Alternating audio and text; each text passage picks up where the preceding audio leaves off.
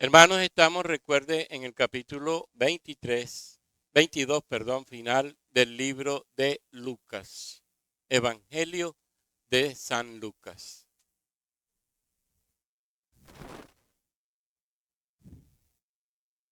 Dice el amado médico, como narra la escritura en este capítulo. Recuerde que ya estamos a pocas horas de la muerte de Jesús. Estamos casi ya al final de la vida de Jesús en la tierra. Cuando era de día, estoy en el verso 66. Cuando era de día se juntaron los ancianos del pueblo, los principales sacerdotes y los escribas, y le trajeron al concilio diciendo: ¿eres tú el Cristo? Dínoslo. Y les dijo: si os lo dijere, no creeréis. Pero desde ahora el Hijo del Hombre se sentará a la diestra del poder de Dios. Y dijeron todos: luego, ¿eres tú el Hijo de Dios? Y él les dijo: vosotros decís que lo soy. Entonces ellos dijeron: ¿qué más testimonio necesitamos? Porque nosotros mismos lo hemos oído de su boca. Yo quiero empezar diciéndoles algo que uno descubre en la Escritura. Y es que cuando uno estudia precisamente la Biblia, lo que Dios nos deja allí definido son sus palabras, sus mandatos, sus preceptos, que tienen una intención marcada. Procuran frenar el mal en primera instancia, a nivel general. Y lógicamente ese mal se frenará de acuerdo también con lo que los jueces hagan y de acuerdo con el sustento legal que los jueces tengan en los juicios. Y aquí quiero enfatizar, porque precisamente ya entró Jesús en un proceso y ese proceso es el que lo va a llevar a la muerte, un proceso legal. El Dios eterno entonces nos deja leyes y nos deja jueces para que la sociedad pueda por lo menos tener un sistema de vida más tranquilo, más estable, pero sabemos que el corazón del hombre es malo y este siempre estorbará para que eso se logre. Frenar el bien y frenar la injusticia. Para eso está dada la ley de Dios, la palabra de Dios. Y fíjense que cuando uno se mete en la vida judía, uno descubre ahí un organismo legal y civil, lógicamente.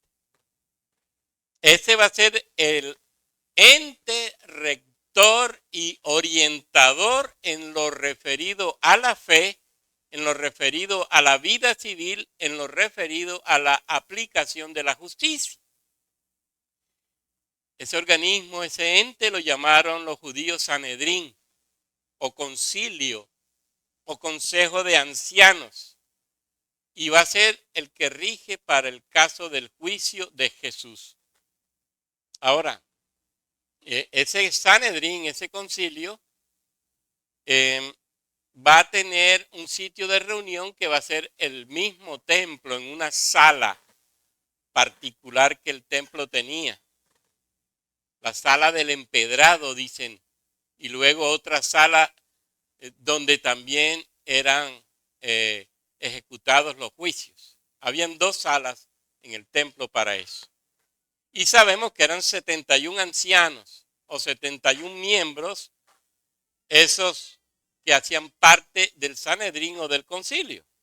Había escribas y fariseos, sacerdotes y arcontes o ancianos, y un sumo sacerdote que lo presidía. Esa era la realidad de ese concilio. Ahora, no había ese único concilio.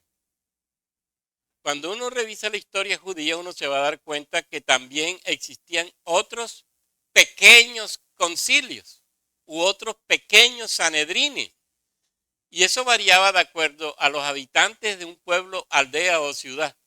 El concilio podía estar formado por 3 personas, por 7 personas, por 23 personas, o como en el caso del Gran Concilio de Jerusalén, por 71 personas, con lo que se recordaba aquel grupo que Moisés estableció en el desierto por orden de Dios. Esos escogidos para los concilios, repito, eran los encargados de resolver los problemas legales y espirituales y morales del pueblo judío. Usted lo va a encontrar también reportado en relatos de los tiempos del rey Antíoco III de Siria, en el año 223 a.C. hasta el 187 a.C. En ese tiempo se llamaba Jerusía. La palabra griega que utilizaban era esa. Jerusía eran los que se sientan juntos a definir casos, o los ancianos de la ley.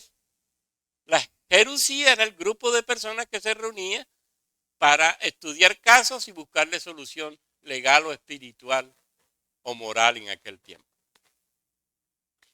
También hay escritos en el año 63 antes de Cristo, en la época de Juan Hircano II. Acuérdense de la época de los macabeos.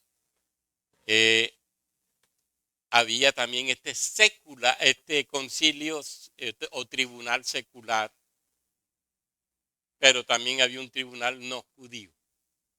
Entonces, el Sanedrín no es nuevo, es viejo.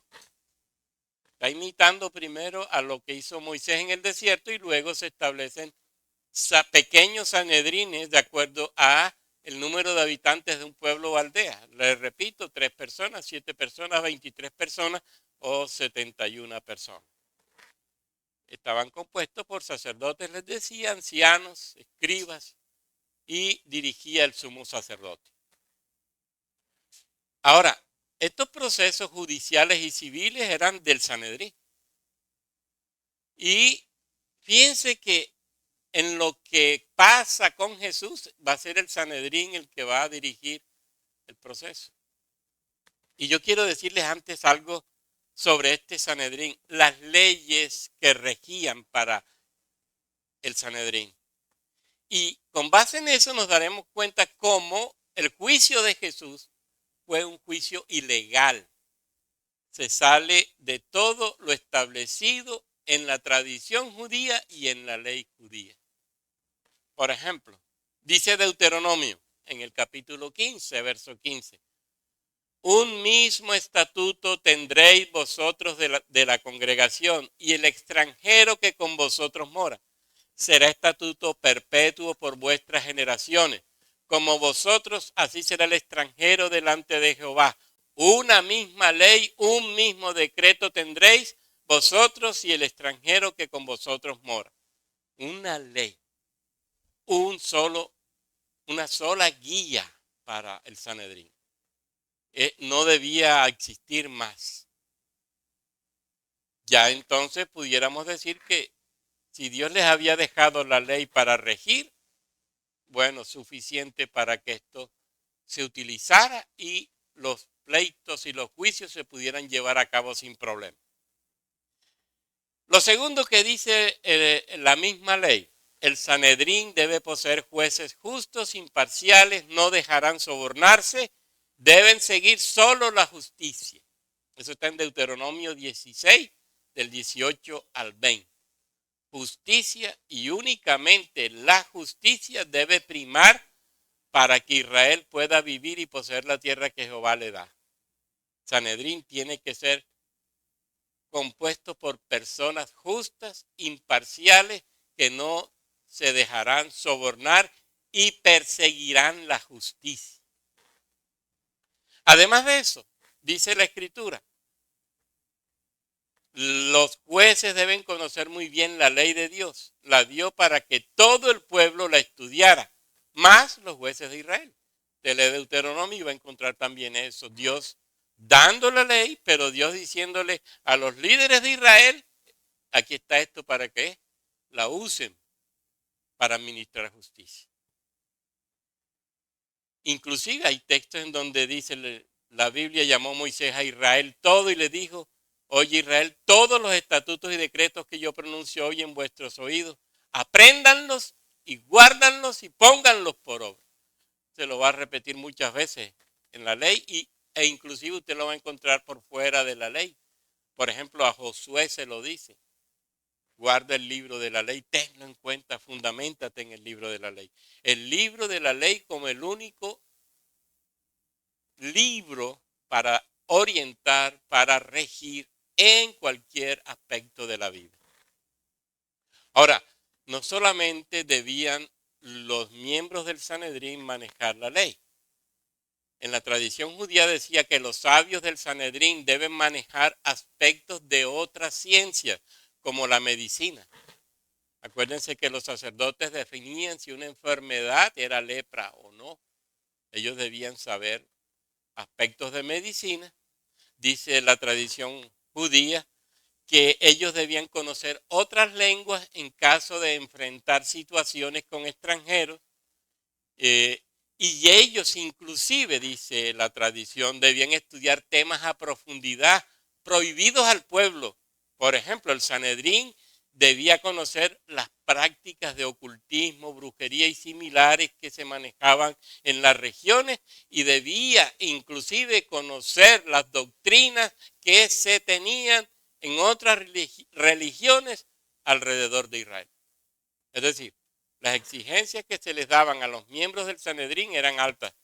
Debían ser personas preparadas, debían ser personas cultas, debían ser personas justas, debían tener como fundamento de su vida la ley, pero de fundamento de regir en justicia la misma ley.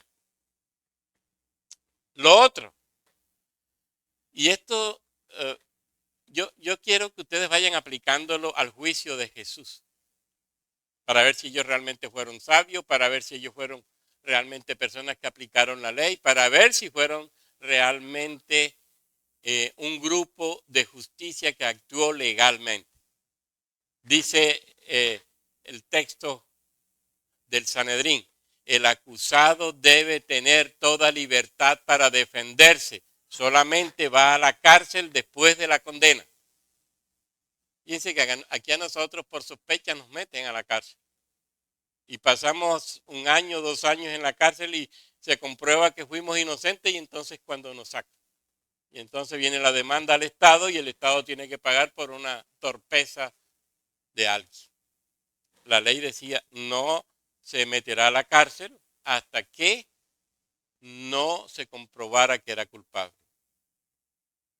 Miren cuántos casos hubo en la Biblia. Dice la tradición del Sanedrín, no desarrollará juicios secretos, ocultos o clandestinos, ni menos nocturnos. Fíjense en el caso de Jesús, aquí lo acabamos de leer. A Jesús lo agarran, lo toman preso en el Monte de los Olivos y lo llevan a casa de los sumos sacerdotes Caifás y Anás. Y lo enjuician. Y el Sanedrín, para lavarse las manos, programa una reunión de inmediato de día para hacer parecer aquello como legal. Pero decía la ley, ya lo veremos ahora, que no es posible en día sábado. Y menos en día santo, como era el día de Pascua. Aquí acuérdese que se está comenzando la Pascua, ellos no podían hacer eso. Los juicios deben garantizar testigos verdaderos, no hay jurados. Son los mismos jueces los que escogen los testigos, los interrogan, analizan las pruebas, dan un veredicto, dictan sentencia. Piensen en el caso de Jesús. ¿Cuál fue el único testigo según nosotros tenemos reportado? Judas, que va y acusa a Jesús y cobra. Pero Judas muere. Más aún antes de morir, ¿qué va a decir Judas? Mire, he enviado a un inocente a la muerte. ¿Y qué dice el sacerdote? A eso no me interesa. A lo hecho pecho. Miren que los dos están en contra de lo que la ley para el Sanedrín establece. Judas por blasfemo, por mentiroso, y el sacerdote por aceptar a un mentiroso, a un testigo falso en un juicio, que le dice la verdad ahora, pero que no la toma en serio y no la lleva precisamente a reunión para tratar el caso. Así que decía el texto, los juicios deben garantizar testigos verdaderos. No hay jurados, son los mismos jueces los que escogen los testigos. Los interrogan, analizan pruebas, dan un veredicto y dictan sentencia. Por eso condenaron a un inocente y jueces que sabían la verdad. Ambos fallaron. Y fíjense que la ley decía, los jueces inquirirán bien, y si aquel testigo resultare falso y hubiere acusado falsamente a su hermano, eso está en Deuteronomio 19, entonces haréis a él como él pensó hacer a su hermano y quitarás el mal de en medio de ti. Fíjense que ahí los dos merecían la muerte, tanto el sacerdote como Judas. Uno por falso y el otro por aceptar la falsedad. Dice el texto del Sanedrín, es irracional e ilógico que un juez que sabe la Torá la viole de modo evidente, entregando a un hermano judío a muerte a una autoridad pagana en vísperas del sábado y la Pascua. Fíjense que son fechas y días santos. Los judíos están entregando a otros judíos a un juicio por un pagano en un día santo. Violación flagrante y evidente de la ley. Ahora, dice el texto, si se descubre la culpabilidad del judío por el Sanedrín, la sentencia sancionatoria se dará 3 días después, y si la condena es la muerte, morirá el mismo día de la sentencia. Al condenado lo acompañarán 2 miembros del concilio, lo llevarán al lugar de su muerte, ayunarán por él, se pedirá una muerte donde se minimice el dolor físico y no se profane el nombre del que va a morir. Su nombre debe mantener la dignidad judía. ¿Qué hicieron con Jesús? Mire que violentaron todo lo que ellos mismos tenían establecido. Absolutamente todo. Culparon a un judío. La sentencia fue el mismo día, y dice el texto, debe ser 3 días después. La muerte no debía ser en día santo, fue en día santo. Debía ser el mismo día que lo condenaran, es decir, 3 días después. Lo acompañarán 2 miembros del Sanedrín, orarán por él, ayunarán por él. Por Jesús, ¿quién ayunó? Nadie. ¿Quién oró? Nadie. Mire todo lo que estaba establecido. Y se mantuvo la dignidad de Jesús. Jesús Nazareno, rey de los judíos. No. Hicieron de él lo que ellos quisieron. Ahora, ¿qué pasa?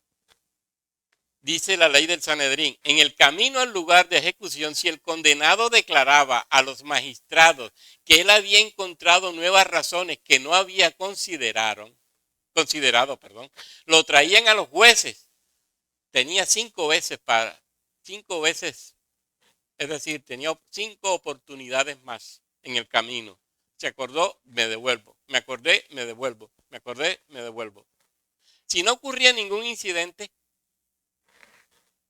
la llevada hacia el lugar del sitio de muerte se seguía, pero un heraldo iba gritando, en voz alta, este hombre, fulano de tal, es llevado por este crimen. Quien sea testigo de él, venga y ayúdelo en el juicio. Los testigos que han jurado en contra de él, y fíjense que gritaba el heraldo y nombraba a esos testigos, son estos. Si alguien tiene más evidencia a su favor, venga rápidamente. Esto era gritado a voz fuerte conforme iban avanzando, de tal manera que la parte de enfrente de la procesión lo decía: si hay alguna evidencia, díganos. ¿Hicieron eso con Jesús? Tampoco. Al contrario, lo mataron rapidito. La parte de atrás, dice el texto del Sanedrín, debía tener a alguien con una bandera para moverla y detener la procesión si llegaba alguien con alguna nueva evidencia. Es decir, adelante y atrás se iban pendientes a ver si había alguien con nueva evidencia para afirmar la condena o para liberar al condenado. Dice el texto, tomado de Números: una persona que profane el sábado debe morir por lapidación según lo dispuesto en la ley. Un blasfemo igual morirá lapidado conforme al libro de Levítico, y mientras que la flagelación será como castigo en caso de contienda y disturbio.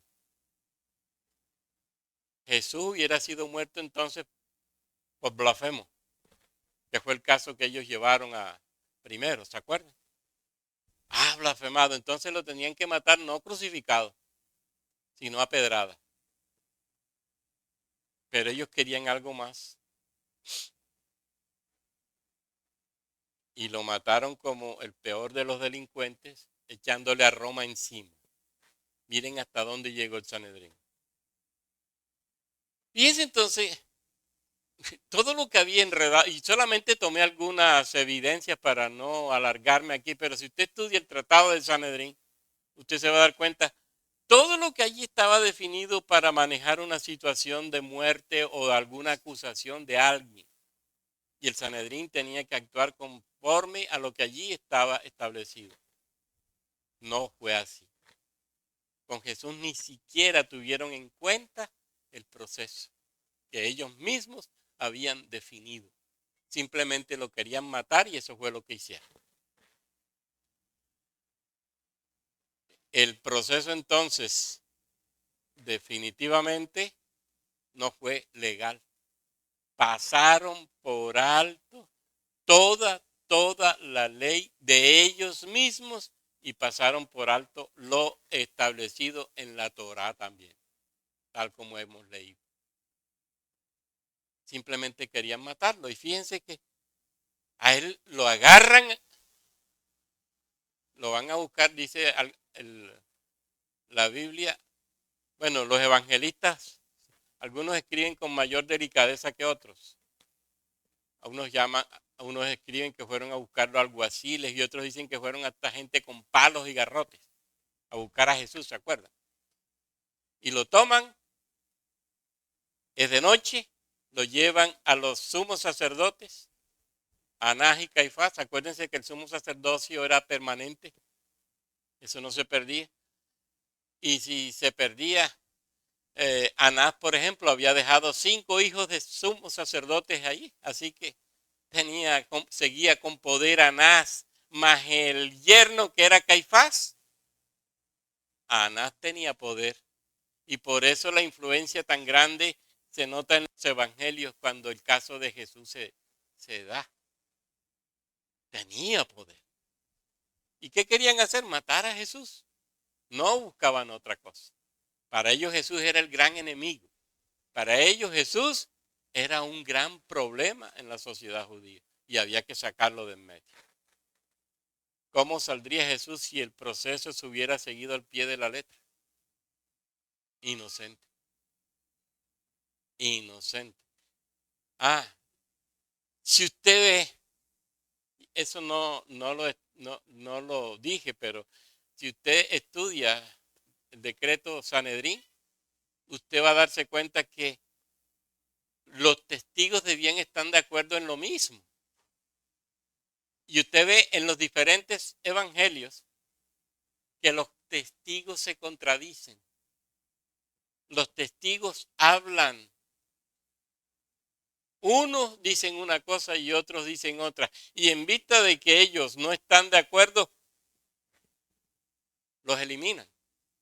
¿Por qué? Porque tomar un testigo de eso al final puede causar problemas.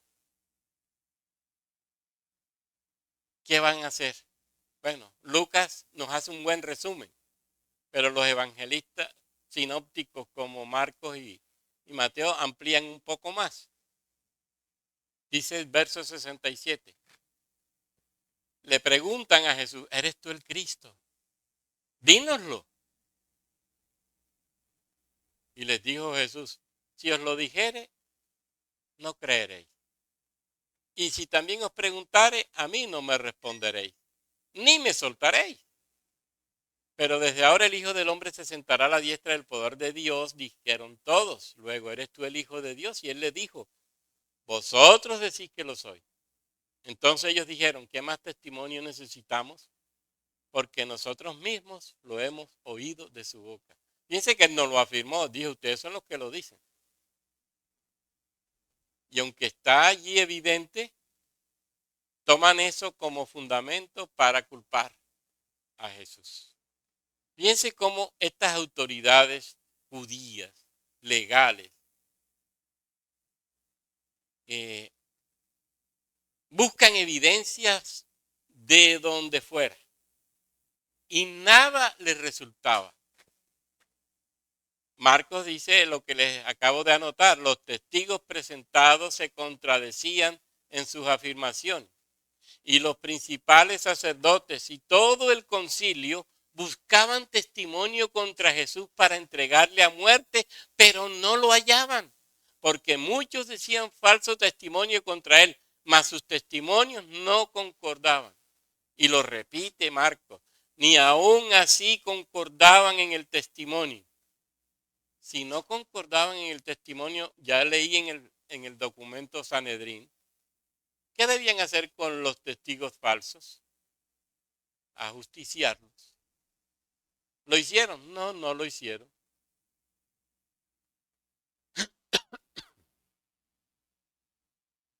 Y ahora le preguntan directamente a Jesús, ¿verdad? ¿Eres tú o no eres tú? Si os lo dijere, no lo creeréis. Fíjense la pregunta y la respuesta. Sobre la condición de hijo de Dios, la condición mesiánica de Cristo. No me van a creer. ¿Y por qué no iban a creer? Porque es que ya eso estaba definido en el Sanedrín, la muerte de Jesús. A mí no me interesa ya lo que diga Jesús, me interesa matarlo. Acuérdense que habían tenido 2 reuniones ya de noche, que no se podían hacer. Y en sábado, eso no se podía hacer. Y en sábado menos. Sin embargo, las hacen. Y ya allí Anás y Caifás y su grupo tienen la decisión. Jesús simplemente supone que cualquier contestación que él dé a sus jueces va a ser inútil. Ya ellos tienen una posición radical frente a Jesús. Y Jesús mismo se estaba dando cuenta de la posición negativa de aquellos religiosos. Jesús los está viendo cómo se están comportando. Jesús sabe lo que ha pasado en las reuniones con Anás y Caifás en la noche. Ahora quieren con el Sanedrín hacer aparecer el proceso como algo legal. Y lo que siguen afirmando es que precisamente el proceso se vuelve cada vez más ilegal. Cada vez más ilegal. Y miren lo que agrega Jesús. Y si os preguntare, no me responderéis ni me soltaréis. Desde ahora el Hijo del Hombre se sentará a la diestra del poder de Dios. Y dijeron todo, ¿eres tú el Hijo de Dios? Y él les dijo, ustedes lo dicen. Ustedes lo dicen.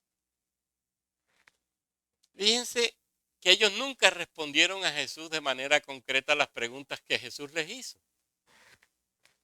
¿Se acuerdan de aquella de Juan el Bautista? Juan el Bautista. ¿Y el bautismo de Juan el Bautista era del cielo o era de los hombres? Y ellos analizan. Si le decimos del cielo y si le decimos de los hombres, nos vamos a meter en ambos casos en un lío. ¿Y qué dicen? No, no lo sabemos. Fíjense que no respondieron. Y aquí va Jesús a darse cuenta, bueno, ya Jesús lo sabía, no a darse cuenta, simplemente a afirmarlo. Ellos no iban a decir nada. No iban a decir nada. La idea era que Jesús saliera condenado y no que ellos terminaran expuestos como hipócritas y jueces falsos. Solo querían oír de Jesús, soy el Hijo de Dios. Eso era lo que ellos querían oír. Yo estoy seguro que si Jesús se para enfrente de ellos y les demuestra que es el Hijo de Dios, ellos no creen. No hubieran creído. Estaban tan cerrados, estaban tan ciegos, estaban tan entenebrecidos en sus razonamientos y en su conciencia, que ni aunque Jesús les hubiera mostrado que era el Mesías, le hubieran dicho eres el Mesías. Y creemos que eres el Mesías. ¿Acaso Jesús no lo había hecho ya? ¿Cuántas veces lo hizo Jesús en todo el proceso de vida? Milagros, prodigios, señales, predicación y predicación con autoridad, no cualquier predicación. ¿Y dijeron que era el Mesías? No, simplemente lo rechazaron. Hubo algunos pocos que creyeron.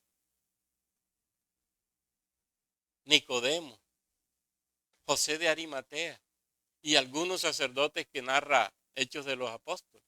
Los demás creyeron.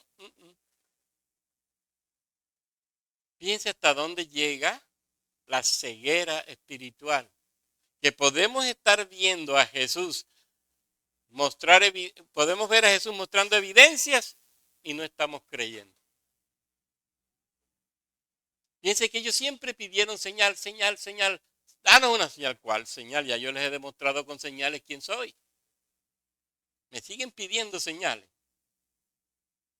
Entonces, ¿qué va a pasar? Fíjense. Ellos al final no van a cambiar de posición.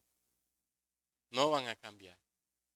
¿Qué querían? Simplemente escuchar, repito, de Jesús, soy el Hijo de Dios.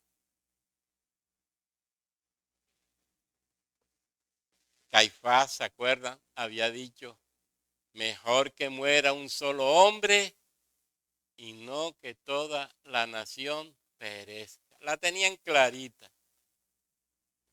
No la iban a cambiar. Ahora, ¿qué va a hacer inteligente o maliciamente, más bien, Caifás? Lo puso bajo juramento. Te conjuro. Eso está en el Evangelio de Mateo, de Marcos, perdón. De Mateo 26, perdón. Te conjuro por el Dios viviente que nos diga si eres tú el Hijo, el Cristo, el Hijo de Dios. Ya aquí la cosa cambia.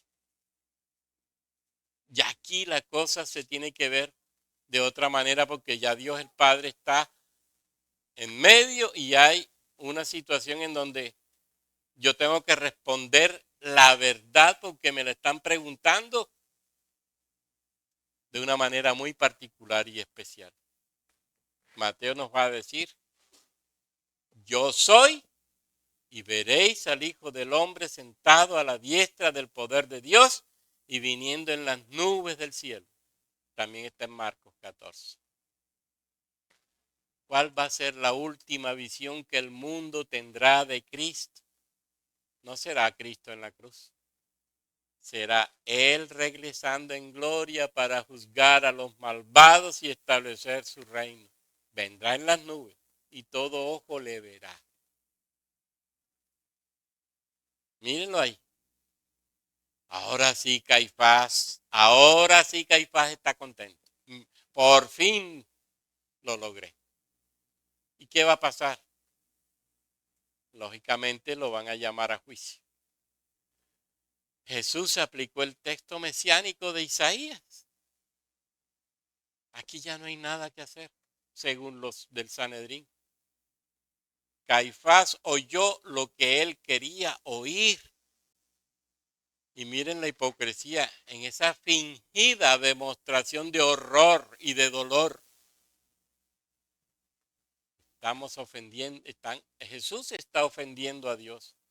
Ha blasfemado y se rompe las vestiduras.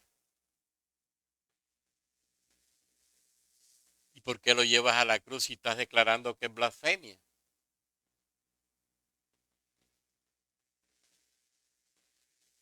Y va a decir, ¿qué más necesidad de testigos tenemos? Habéis oído aquí mismo su blasfemia. ¿Y quién era el verdadero blasfemo? El sumo sacerdote. Así que ya el concilio aquí no necesita buscar más falsos declarantes. Ya no necesitan hombres que inventen la mentira para declarar al Hijo de Dios como tal. Ahora hay que llevarlo al juicio y declararlo culpable. Ahora, el juicio también se desarrollaba de una manera particular. Se evitaba la influencia de los más viejos sobre los sacerdotes más jóvenes. Los sacerdotes más jóvenes debían tener mínimo, bueno, en la tradición, 40 años. Pudiera ser que hubiera alguien más joven, porque según los sacerdotes, si tenían sabiduría y manejo de la ley, podía ser. Pero mínimo debía tener 40 años. Y en el juicio ellos eran los primeros que votaban. Pero si se daba un debate y ellos habían votado primero en contra, podían retractarse de la afirmación dada. Yo lo declaro culpable y veo el debate, analizo, levanto mi mano y digo, me retracto de lo que dije, él no es culpable, él es inocente. Eso podía hacerse. No podía hacerse lo otro. Él es inocente, ahora es culpable. Eso no se podía hacer, según la tradición rabínica del Sanedrín. Pero no lo aplicaron tampoco. No lo hicieron. El sumo sacerdote de manera unilateral dijo, es culpable y listo. Listo. Es reo de muerte y listo.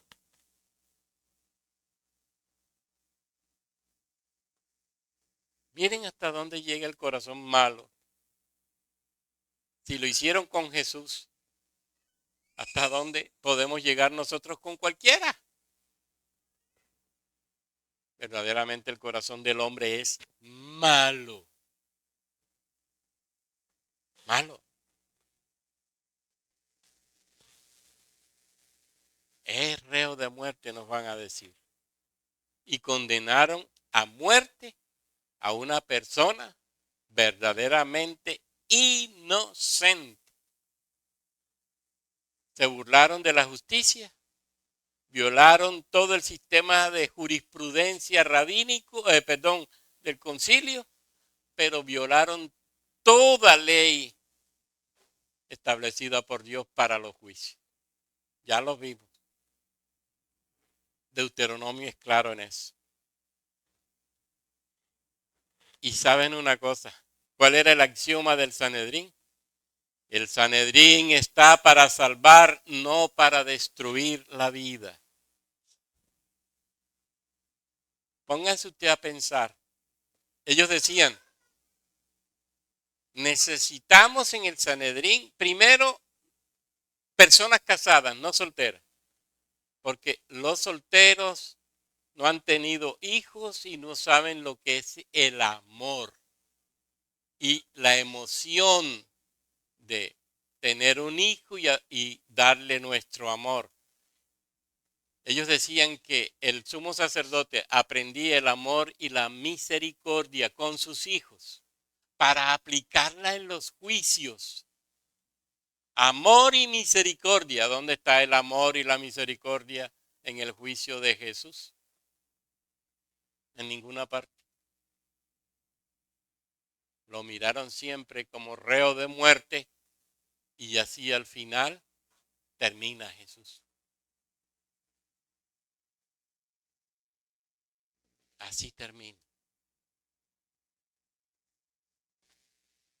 La intención primaria la lograron. Hay que matarlo, hay que tener evidencias de culpable y termina Jesús yendo a un juicio que, como hemos dicho, es ilegal en todo sentido, tanto desde la ley de Moisés como desde la ley del Sanedrín. Y todo por el deseo de quitarlo de en medio porque lo consideraban un peligro para la fe judía. Y hasta el día de hoy lo odian y lo rechazan. Al que vino a dar la vida y la salvación todavía lo rechaza. Entonces, hermanos, fíjense, es bonito pensar en todo este proceso para que nos demos cuenta el amor de Jesús por nosotros. Mire todo lo que pasó. Todo lo que vivió fueron trampas. Todo lo que vivió fueron mentiras, falsedades, acusaciones sin sentido. Para terminar siendo muerto y así llevar a cabo el plan de Dios para nosotros poder ser salvos de la ira venidera. Y por eso, ¿cuál es la respuesta nuestra frente a lo que el mismo Jesús hizo? Todo lo que sufrió, y yo no mencioné ni los golpes, yo no mencioné ni los azotes, yo no mencioné nada, no he mencionado nada de eso. Fíjense que a Jesús lo cogen como un bandido, como un criminal allí en el huerto. Y eso de ir con palos y garrotes, eso dice mucho. Y miren la autoridad del Sanedrín, que todavía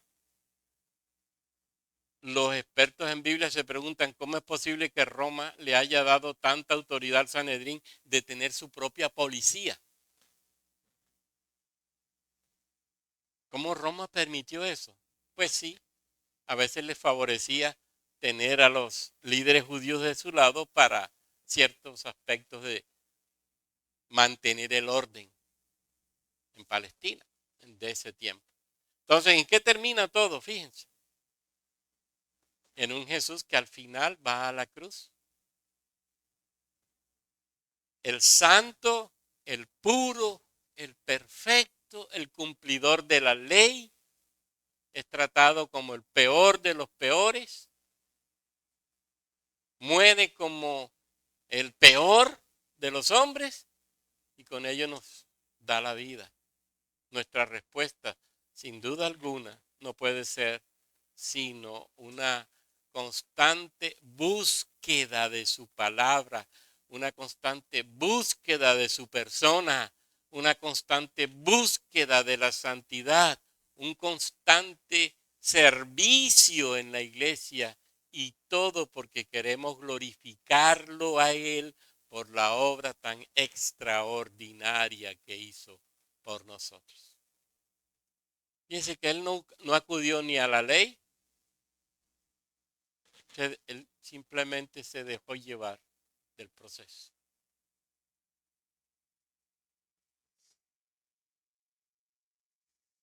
Ojalá que pensemos en esto y caramba, asumamos otra actitud si es que no tenemos la correcta frente a vivir una vida santa delante de Dios y de servicio delante de Dios. y que sea el Espíritu Santo de Dios ayudándonos para lograr esa meta. Amén. Padre nuestro, Dios de gracia y de misericordia, te alabamos y te bendecimos en esta mañana, Señor, por permitirnos estar aquí. Qué alegría alabarte, qué alegría bendecirte, qué alegría exaltar tu nombre, qué alegría celebrar el día de descanso en familia, en tu familia, con nuestra familia cristiana.